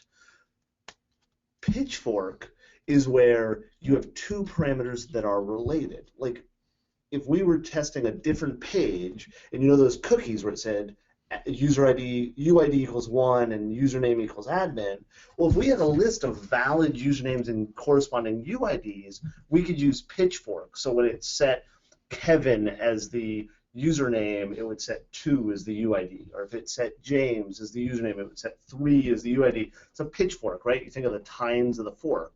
And then cluster bomb is used when you're doing a set of payloads that are different, but you want to try every single possible combination. So for example, if I wanted to brute force usernames and passwords, and I don't have a valid username and I don't have a valid password, I would have a list of usernames and a list of passwords, and it would try the first username and every single password. Then it would try the second username and every single password.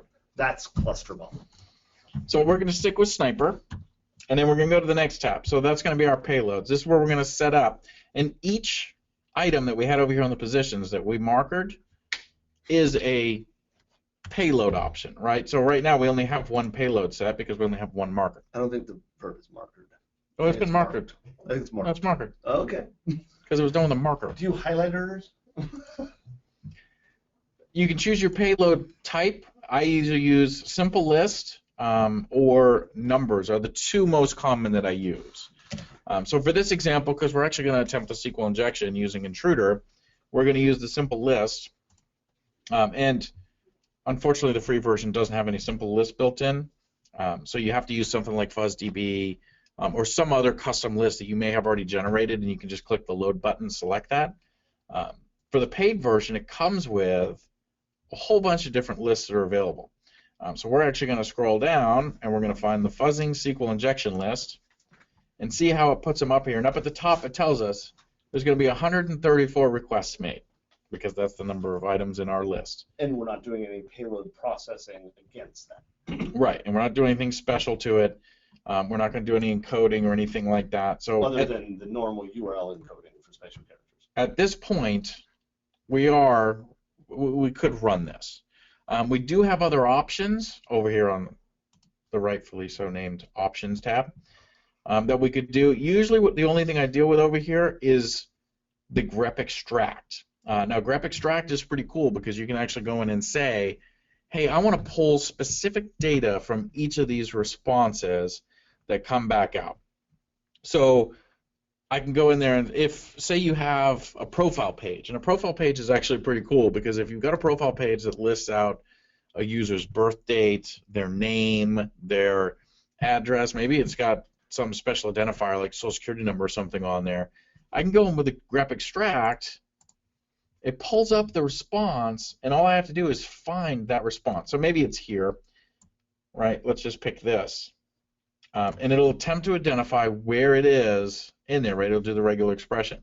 This isn't really the best example because you'd want something that has a solid, unique starting point, but you'd select it and say, okay, and it would actually create another column when it comes out and put that data in there. So it'll extract it out for you.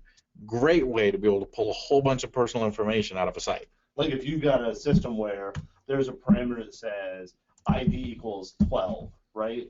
And you find that if you just iterate through all of those IDs, it gives you personal information about every single user. Like a profile page? Like a profile page. Or a receipt page, right? If you see other people's receipts. Shake it up from what I've already said. What? It's okay. You're just sitting right here. You wouldn't hear me. I wasn't listening. All right, so from here, what we can do... You lost track of where you were. Nope, I was reading the question that came in. Somebody was asking about, once you intrude big quantity of fuzzing payloads, how do you detect there is something interesting? So that's what we're going to do. So what we're going to do is we're going to go ahead and start this. We go up to intruder, and we say start attack, and it'll open another window, and it'll start sending all those requests. And notice that the first request, obviously you can request 0 because we count correctly, is the baseline request. It's going to send it with no modifications. So when you're doing intruder, you want to send a normal request over to intruder. If you've been just mangling it up and stuff, right. Don't send a broken request over there. Right. So here, and I'll make this window a little bit bigger because the intruder window is really not that great usually by default. You know, we can click on this. We can see the request. We can see the response of each of these. So what we do, and when I go into intruder, this is what I look for. And while we only have 134 requests here, that's not that big of a deal. Pretty easy to sift through these. You can actually, just by looking at this, know what's going to be interesting and what's not. The way I do it is I sort my requests by status or length. And what that does is, most of the time, you're going to have the same status, right? If you're looking for SQL injection and it's only on one of the parameters you're sending up or one of the requests, everything should be one type of status except for that one request. Get like a 500 or something. So here we can see, right, we got a bunch of 200s coming back because those just throw back that error page. But look, all these 302s. Well, these 302s are different than the 200, which stands out and says, hey, look at me. How am I different? Let's look at the response for a 200 and look at the response for a 302. Right, well, look at these. One, I can see over here as well, the lengths are different. But what's the difference between them, right? If I click on the 200, then I click on the 302, I can immediately see that I've got a new set cookie for user admin and UID1. Because remember that was that successful exploitation was where you made the query true. Right, we can tell by the status that, hey, it's a 302, which means we're redirecting, which if you're hitting a login page, that's usually a good sign that you've logged in, because it's going to redirect you to whatever page you were going to or a default page. But you have to pay attention because, like, for example, many SSO, single sign-on systems, if you try it too many times, they'll actually redirect you over to a page like, hey, you're bad, go away, right? And so the 302 may not be a successful login there. You want to go validate it yourself. Right. So you can do status, or you can just do by length. See how when I first did length, I mean, all these look the same. Right, so I switch length around, and now we can see, well, we've got some of different sizes. So what I would do is I'd start comparing them. I'd go click on this one, and I can see this one, right, and start looking at that. It's easy on this one because the status goes from a 302 to a 200. But what about these 200s that are different sizes? I mean, you've got this one, you've got this one, you've got this one. They're different lengths. So why is it a different length? And upon investigation, you may notice that actually down here, because it's showing us the select clause that went in, it's different lengths because the payload is different lengths. But we can actually send right here from here over to that diff program to do that comparison ourselves. Right, so we could take this one, highlight both of them, and say send to compare the responses, and we load up compare. I always do words. Yeah, me too. When it hangs like this, I cancel, then I do it again. And somehow that magically makes it work. Somehow that fixes it. I don't understand. We just try again. We just do it again. Sometimes it doesn't want to do it. And we were asked on the intruder, can we modify the visible columns? And the answer is yes. You can go in and say, I don't need to see this. I do want to see this. So now if we come in here and look at this, you can see the highlighted differences. When I go into compare, I check the sync views down here in the bottom right. I don't know why that's not default. So that way when you do this, both of them move at the same time, because that's fairly helpful. I don't know why it's not. I don't know why you'd want to do it the other way. I don't know. I can't think of a single time I've ever not had it. So we can see all the differences. So we can see that this one over here, has got this bob value. That was deleted in the other. This one over here, right? I mean, there's slight differences. And then really the rest of it should be pretty much the same. Right, because it's just that error message that was actually different. But it was that length difference. Let me get back to my window. Right, it's that length difference. That's what we're looking for as far as what looks like it's out of place. Oh, wait, the length changed. Why? And then you dig into it, and in this case, we find, well, it was just because it's based on the payload. The payload's getting reflected back down, so that's why. Of course, may beg the question at that point, well, if we're reflecting the payload, can we do cross-site scripting or something like that? But looking at length and then looking at that status, both are very helpful, and those are the indicators. So even if you had a ton of items, even thousands of requests that went up in Intruder, using length and status should be pretty useful. In other cases, if the length and the status don't change a lot, we actually had the username harvesting flaw that actually is in this app. Yeah.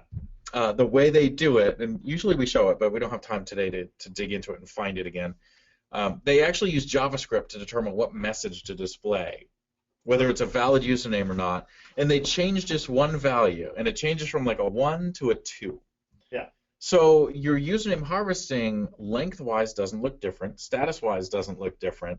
But the content is. But the content is different. So you can go into the diff, compare, and see it, or using that grep extract, you can find that flag that gets set, extract it, it'll show up in its own column over here, just like the comment field and the length field, and then you could sort by that, and then sort by and look for the ones that are 2s or 3s and know, oh, well, I know that a 2 means that the username exists, but the password's wrong. I know that a 1 means the username doesn't exist, right? So we can add columns and work that as well if the 2 fields that exist don't work. And if we think about that, one of the questions we get asked quite often is, okay, but how do you have a valid username? Well, one, we're often given them by our client, right? When we do a kickoff, we get valid credentials to the app so that we can test things like that. So we'll use our valid username but mistype our password and then use an invalid username like XYZZY or something like that. The other That's sad. I've actually used what I thought would be an invalid username, and it was valid. So have I. Like, who the heck would use that username, right? That's ridiculous. The other thing that you can do is, well, wasn't there a button to register a new account? Register an account. Now you have a valid username. Right, and you can sit there and see, if you click the columns button up here, you can choose which columns you want to view and which ones you don't. So that can come out pretty handy as well. So I'm going to go ahead and get rid of this. You can save it. You can save the attack. You can save the results table. You can save it as CSV. So depending on what your clients want to see, You may want to be able to save those results out or something like that. The configuration, but I'm going to go ahead and kill that one out. And I'm going to move back up, and I want to show you one more thing in Intruder, which is out here in the Positions tab. See how we've selected this one item? If we want to just actively scan that one field and not all the fields like we did when we ran the active scanner against the page, then we can highlight it and say actively scan defined insertion points, and it'll only do that one parameter. It won't do all the parameters. So maybe there's a parameter, you know, hey, I don't want to touch this one, but I want to do a couple of these other ones. I send it to Intruder, and I can specify which fields I want to scan, and it'll scan it from there. A couple of the other features we wanted to discuss as we're 20 minutes out from the end. Moving right along. Some of the features that we wanted to talk about as far as things that, but these actually exist, they're in the paid version. Not the free version. Not in the free version. So if you don't have the paid version, just disconnect now. No. That's messed up. You can go anywhere really in here and click, and they have engagement tools. And one of the cool engagement tools, I think, is like find references. Yeah, I use that all the time. This is kind of neat. So what it'll do is, especially if we go back over here, let's go to the Target tab and see this.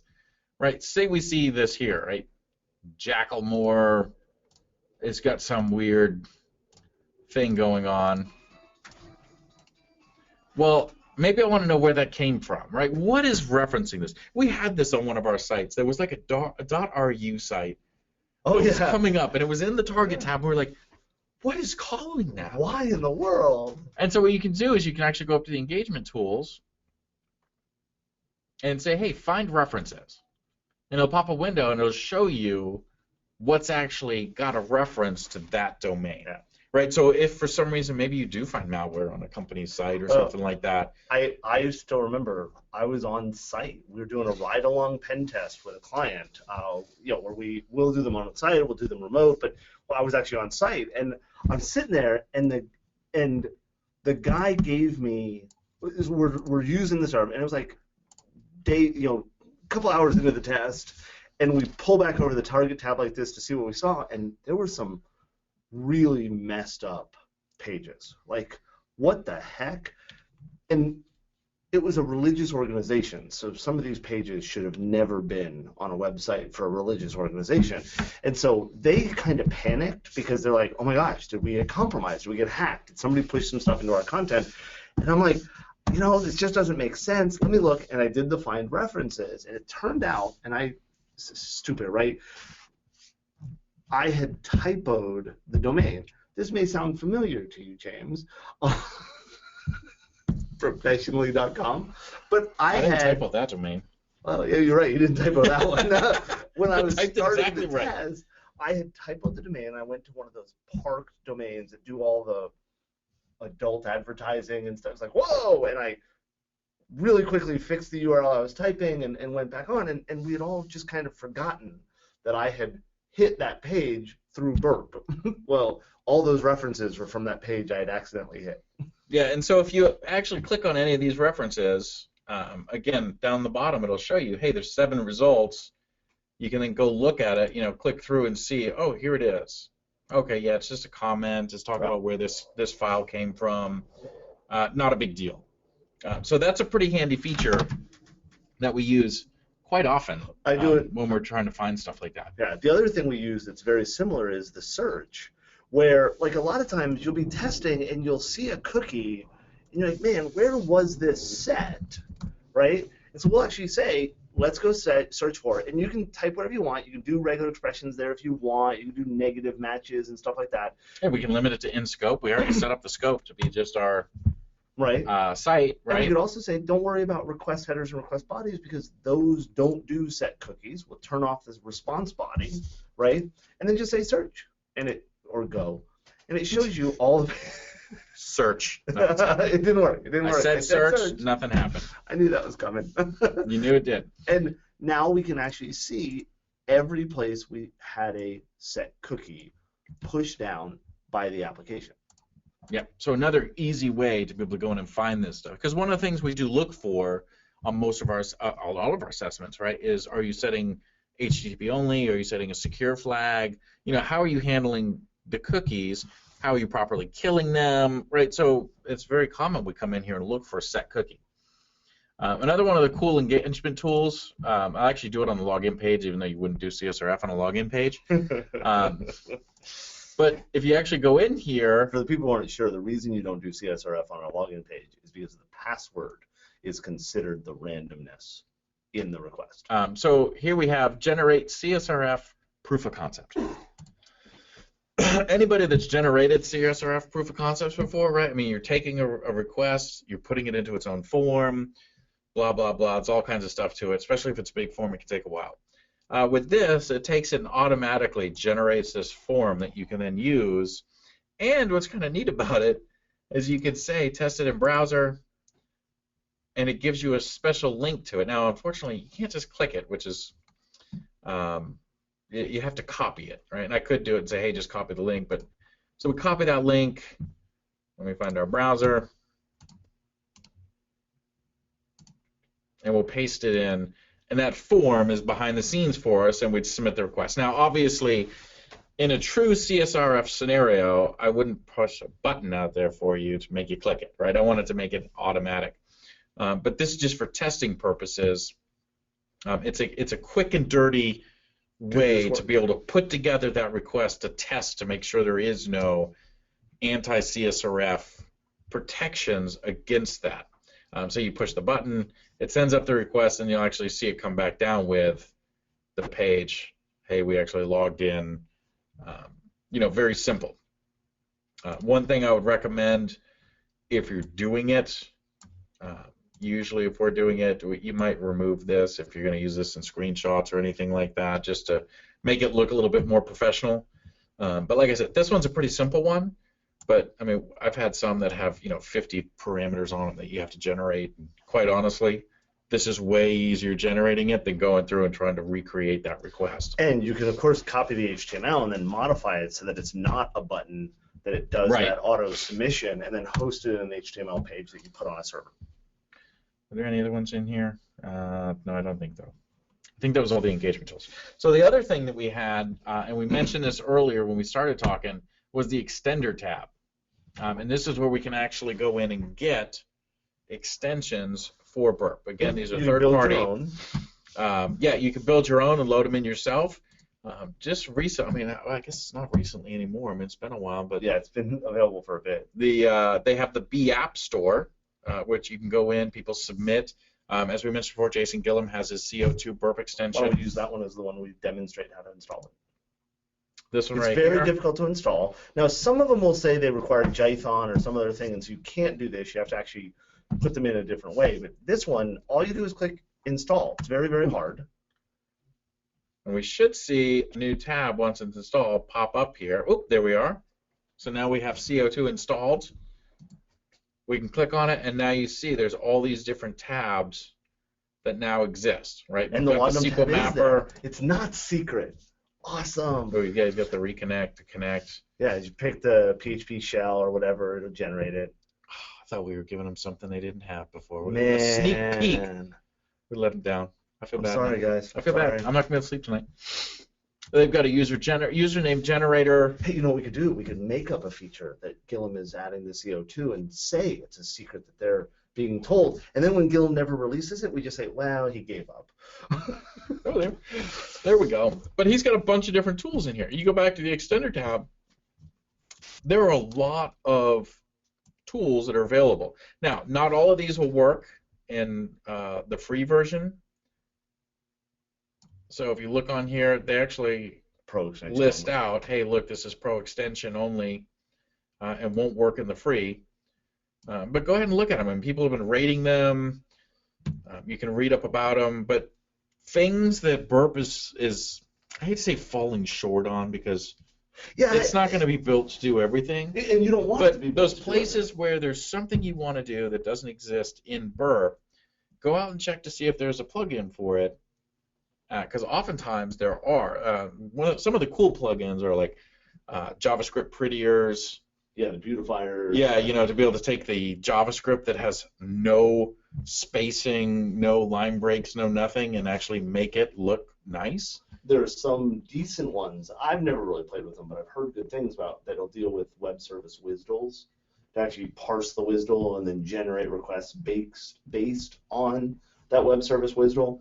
Again, I mean, I feel a little hypocritical sitting here telling you how cool some of the features are when the only extension I have installed is CO2, and I installed it to demonstrate it to somebody. Right? I don't use extensions. But I mean, well, we've They're used nice. extensions before for OAuth. Class. We didn't get it from the App Store, but we used extension for OAuth testing. Oh, we did use that extension, Yep. didn't we? I mean, we've used extensions before when we need them. It's just rare that we, Yeah. you know, but you come into special situations like that. Hey, it's OAuth. Hey, it's a web service. It's, you know, you need something specific. Go out there and look. And if it doesn't have it, look into writing it out. They're not that difficult to write. Yeah. And by the way, Gillum actually did an hour presentation on how to use CO2, and it's been uploaded to our YouTube channel. As far as I know, that was a free webcast. Yeah, He I'm walked pretty through sure it's how up to there. use it and everything. And then he did an add-on when he did the laudanum feature, right? He did another little video, and that's all on our YouTube channel, which you can get to off our website. So at this point, we've got probably about 9 minutes to go. And I want to say, are there any questions or anything that we've talked about that you just want a little bit more information on? We do have a number of events coming up. We'd love to see you all at our April event in Orlando. Bring the family, send them to Disney, and you spend a few days learning hacking, which is kind of fun. But Yeah. questions? The web app class will be fun. Well, I think if they take Tactical SecOps or MobaSec class, those would be fun too. But of course, the web app one, it's a 4-day web app class, and Jim we're kind of biased. Yeah, we're biased because we're the instructors for it. Yeah. So, and it's cheap. Will you offer the course outline? Do we have course outline? I don't know if we have a course outline, We need to get one and put it up. but they both all of them said online. Will we offer the course online? Oh, We can't even read. Luckily, we had an audience. my goodness. Will we offer the course online? At this point, we've not determined to do the course online, but maybe at some point. I will say, you know what I'm going to do? Here's what I'm going to say. If you're listening to this recording and you're attending right now, for the Secure Ideas classes, we'll give them the EDU discount. They signed up for this, why not, right? The discount for the class is $500 a day for Secure Ideas classes. So if you take Tactical SecOps or the MobaSec course or the web discount course, isn't $500. The cost is $500. it brings it down to $500 Okay, well, a day. Ooh, good point. Good point. So the 4-day class would be $2,000 instead of $2,500, and the 2-day classes would be $1,000 instead of $1,400. What the heck, right? That was kind of spur of the moment, but Well, why not? yeah, why not? Now, the class is not owned by Secure Ideas. Those are different, right? Somebody's going to be in Orlando, but returning too early. So if you want to do the discount, just email us at info@securideas.com and we'll set up a way. We don't care who you are. If you're on this thing, You're allowed to do it. you've heard that it's out there. Right. Email us. So can you touch on fuzzing? I'm not sure what that means, Peter. The analysts over there probably know. Yeah, since they answer them. What does fuzzing mean? Because they can read. I can't. Like, outline. Crazy.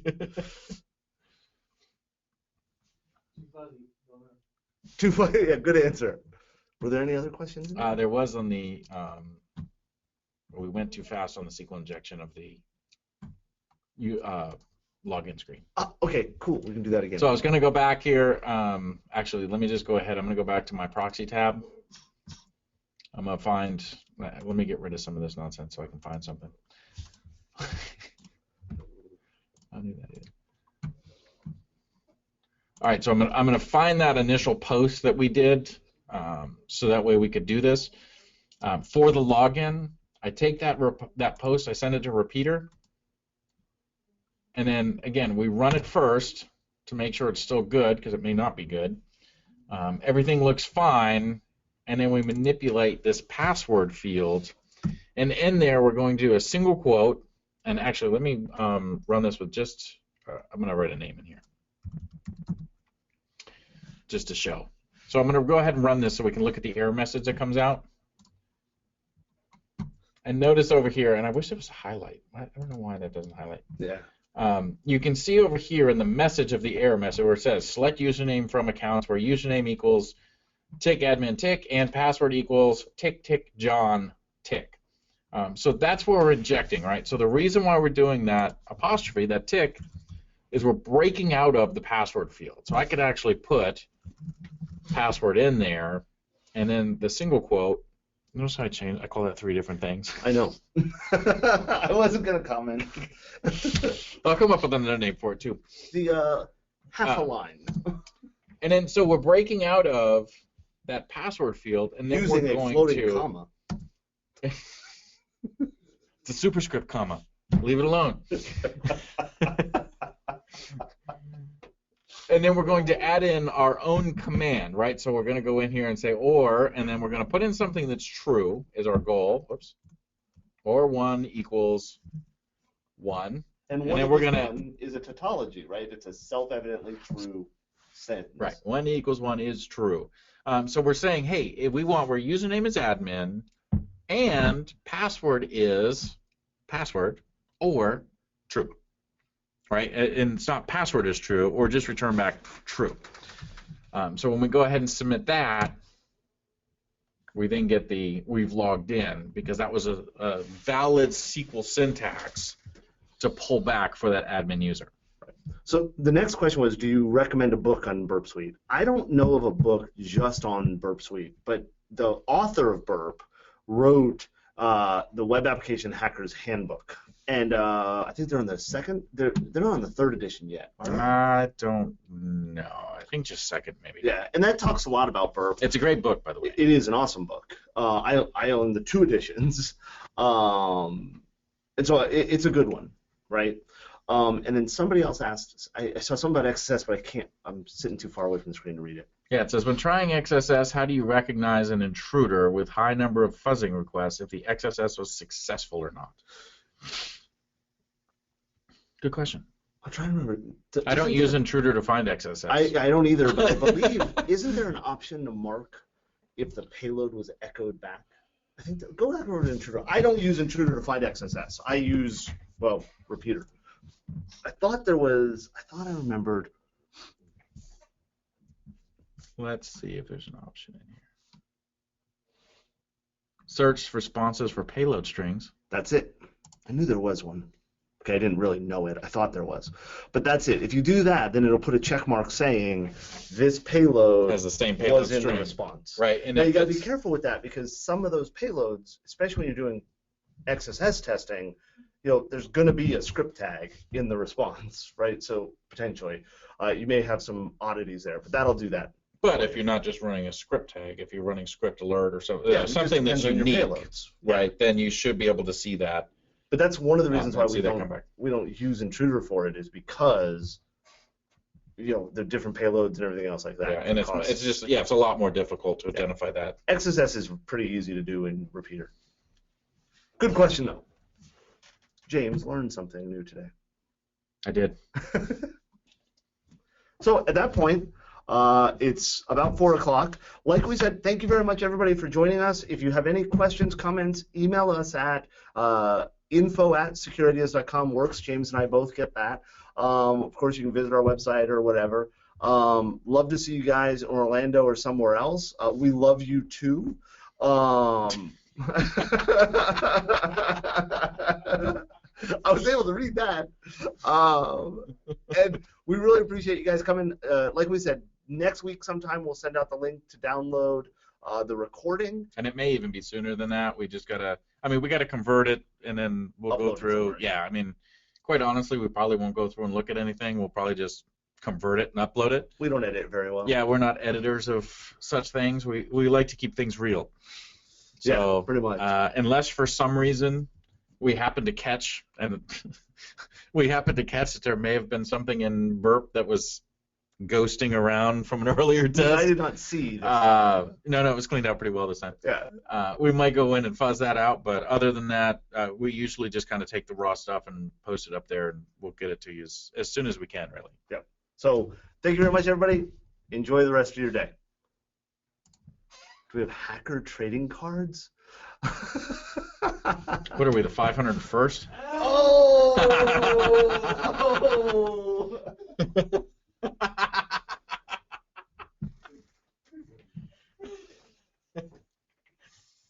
Man, no, we don't have hacker trading cards. Maybe we need We some. should. Yeah.